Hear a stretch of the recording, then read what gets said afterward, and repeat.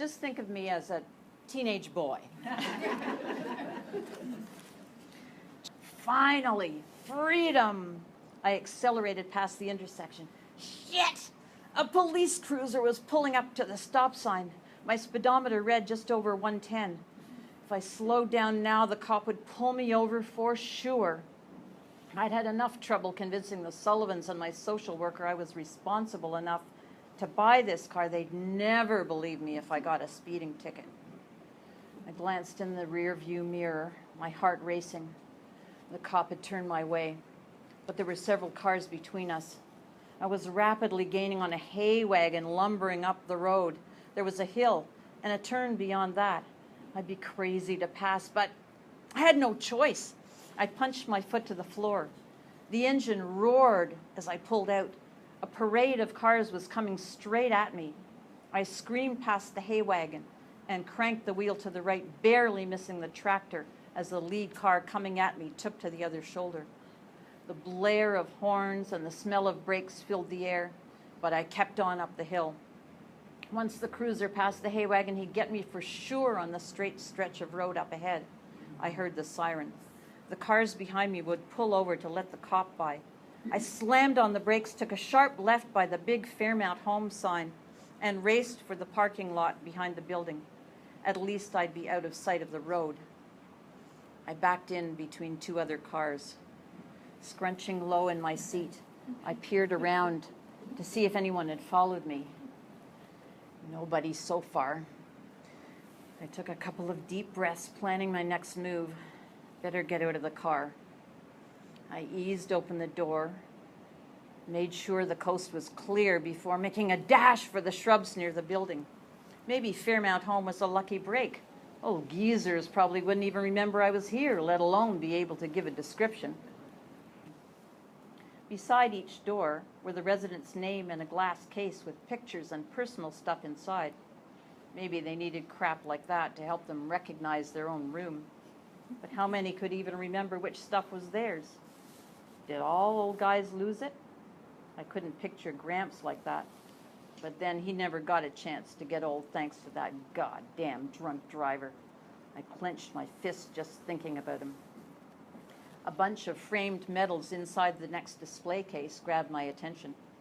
The guy in this room must have been in a war with a chest full like that. At that moment, I heard the sing-song voice from a room down the hall.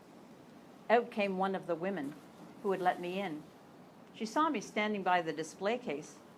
Are you here to see Harry? Yeah. Her name tag said Grace. Are you family? I don't think I've seen you here before. I had to think fast. No, we were neighbors, but we moved away a while ago. Well, come on in. I'm sure he'll be glad to see you. She took hold of my elbow and ushered me into the room. I barely had time to read the name outside the door. Harry Goddard. Inside the room was an old guy in a wheelchair reading a book. His black and white plaid shirt looked too tight for his belly, and a cane was propped beside his right knee. He had a full crop of silver hair.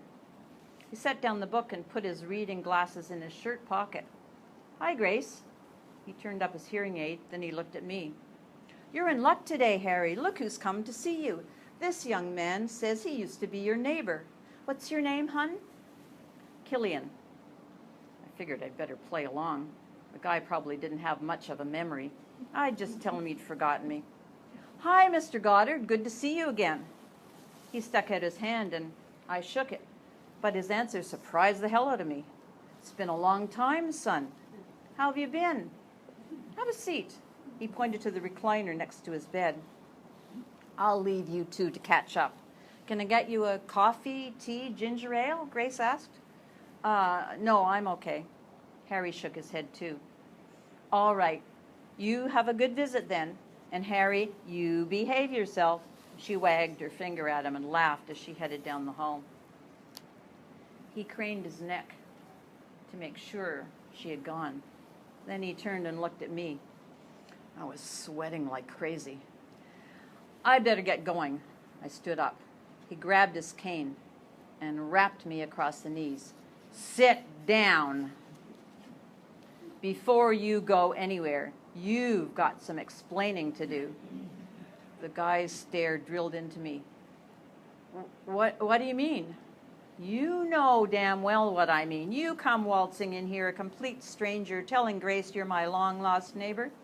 I've never laid eyes on you before in my life. But you said you remembered me. You mean I played along with your little charade? I tensed.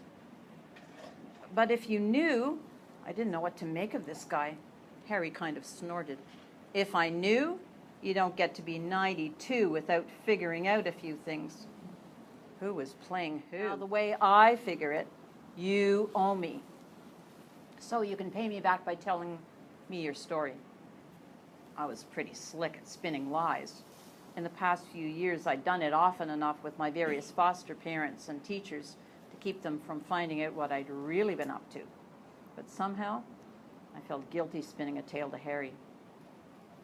The cop was chasing me, so I deked around a hay wagon and pulled into the back parking lot so he wouldn't catch me. I pointed to where I thought the car was and watched for his reaction. His face showed no shock or disapproval. What did you do? Speeding. That was the truth. But not my only illegal activity, just my latest. I couldn't help myself. I smiled at the thought of a 92-year-old in a wheelchair chasing some old beer thief down the hall to whack him with a cane. What a guy. Old, yeah, but pretty sharp and feisty. Harry smiled too. I could see a glint of gold in some of his teeth. I wondered what they were worth. Did you ever play pool? Harry asked. What? Pool. Did you ever play? Yeah. I've been known to shoot a few games with the guys. There's a pool table at the other end of the building.